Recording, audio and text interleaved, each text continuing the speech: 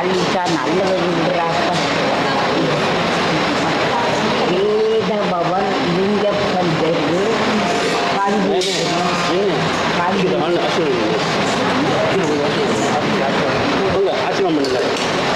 நன்னா இருக்கணும். அப்ப குழந்தைங்க காலில் விழுறாங்க, ஆசீர்வாதம் பண்ணுங்க.